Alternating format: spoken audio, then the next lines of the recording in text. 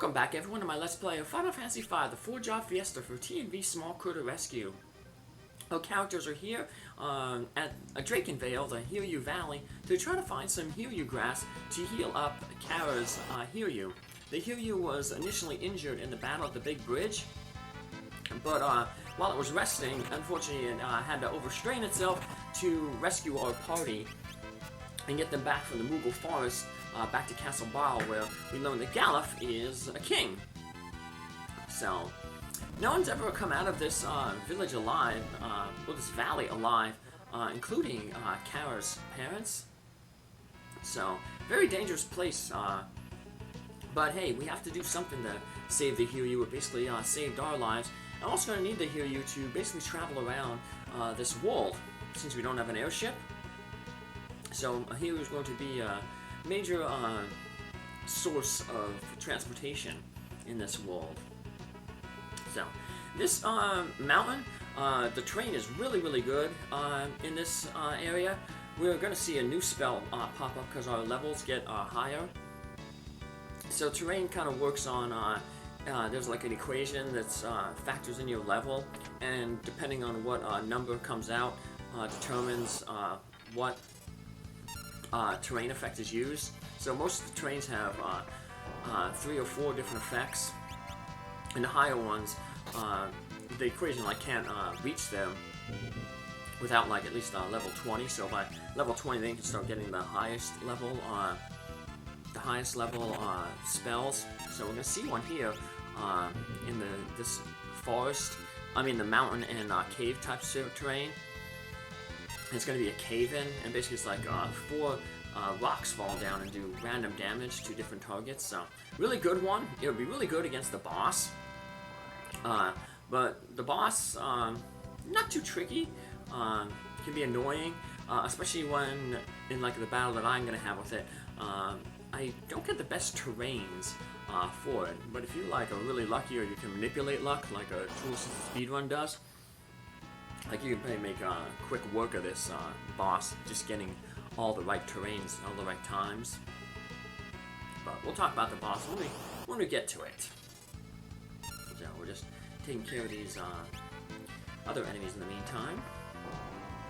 The Drippies are interesting. If you confuse them, they'll cast the Reset spell, which is a time magic spell. It basically resets the battle to the beginning, so you restart the battle entirely.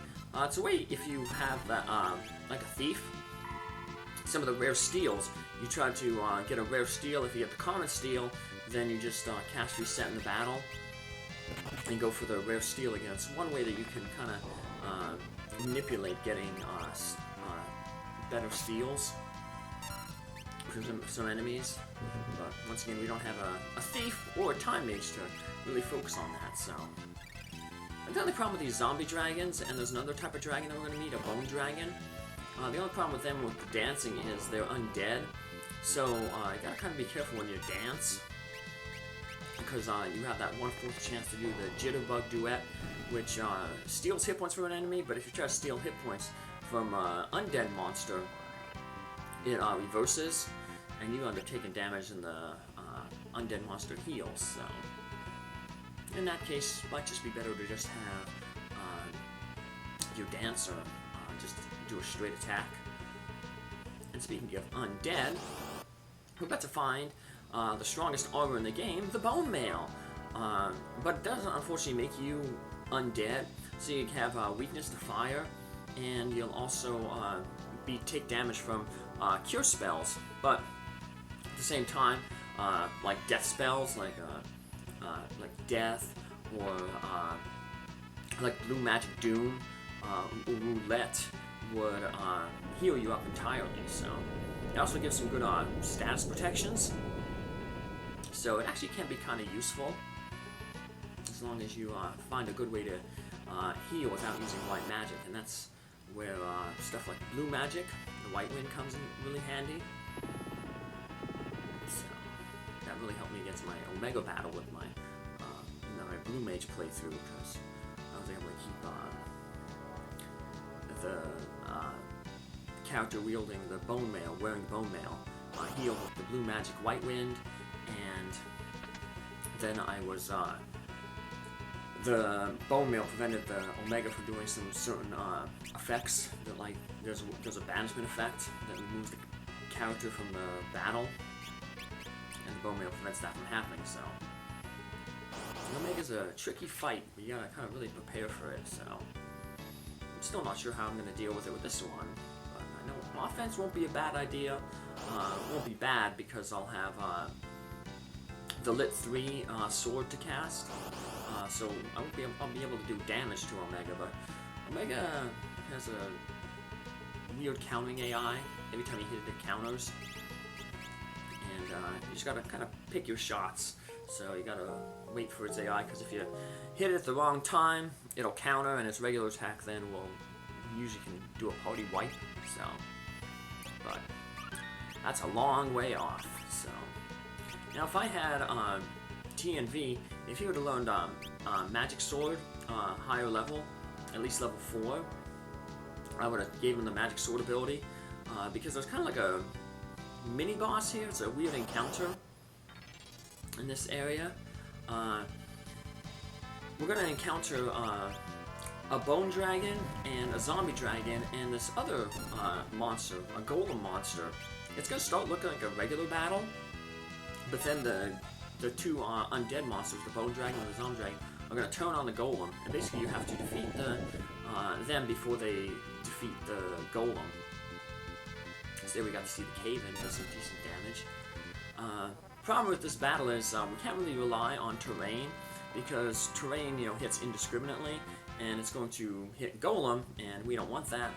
We want to keep Golem alive. Now, if Golem is defeated in the battle, it's not the end of the world. You can just keep trying to farm the battle until you get to a point where you can win. But I wanted to have that, potentially that magic sword for TNV, the Dancer, because the Dancer uses daggers, and the daggers can be used with the magic sword ability. It would help to have,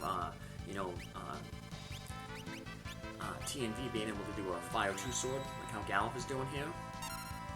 Because we don't want to really use Dance with TNV, because remember, we can get that Jitterbug Duet, and that will heal the undead and hurt TNV. Can't really worry about terrain either, so we're just going to focus on, we can use our white magic though to hurt both of the undead monsters here. We can also target the golem and heal it. So, golem is really useful if you have a summoner. What golem does is you call golem, and he appears and he basically absorbs damage for you. So, speaking of damage, it stinks that Galuf missed with that fire sword attack on the bone dragon. I'm going to try to take out the bone dragon first. They both hit about the same, they both do about the same amount of damage to Golem, but the bone dragon has less hit points than the zombie dragon, basically by half. So we just want to cut down the amount of damage the Golem's taken by, getting rid of one of the targets first. But I figured if I went that, he did enough damage to the bone dragon that if I probably would have hit it with Galuf's thing, it would have just wasted a lot of that, really overflowed the damage. So that was a bad hit there on the golem there with the drain. So we want to heal the golem up. He doesn't fully heal the drain, but you can always cast another Cure 2 on it. Keep it around. Now this, if you get that Requiem spell that we learned in the Werewolf Village Quell, you can sing that, and it'll never damage the golem, because the golem is alive, but the zombie dragon and the bone dragon are undead, so that song is really good for this battle here. But so is the fire sword, so once you defeat the enemies, you're still going to face the golem here, but you don't want to hit it, because you don't want to, potentially defeat him, because you just want him to stand here, and then eventually he'll acknowledge your party, and he'll actually join the party as a summon, similar to Ramu. We're going to get an item called Golem in our inventory, and we just select that, use it, and it'll bring up the Golem summon into our magic menu. Let's just go into there, go to item, double click Golem, dunk, and now we'll see that we now have another Esper, the Golem Esper. And we have the boss of the area here. Look, the hiryuu plant. However, it springs up and becomes like a big monster. And we are going to, of course, fight it. Now, the main thing that this monster does is it basically summons these smaller plants. There's like the big vine here, which is the main boss you have to take out. But it summons these little plants. So I have really terrible luck here.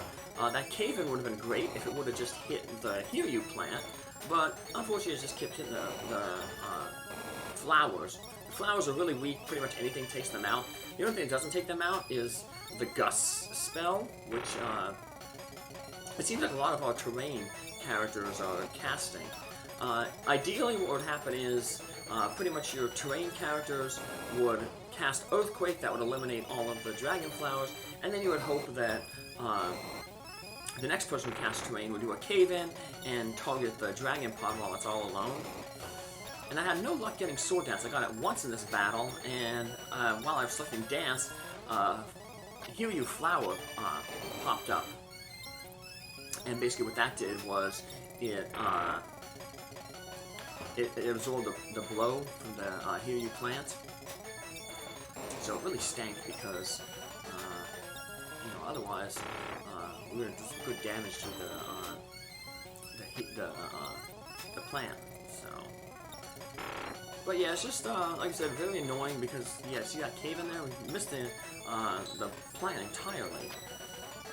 That's the one that we want to hit. So now the flowers, they haven't been sticking around too long because we've been pretty much defeating them pretty quickly. But mainly the flowers just do different status effects on you. The worst one, of course, is the charm, because that means you can't damage, your characters will damage each other. Other ones include the old spell, which isn't too bad, and then poison is the easiest one to worry about, because that just drains your hit points over time. You can easily cast a heal spell or an antidote spell to remove that poison. So we got the hiryuu plant.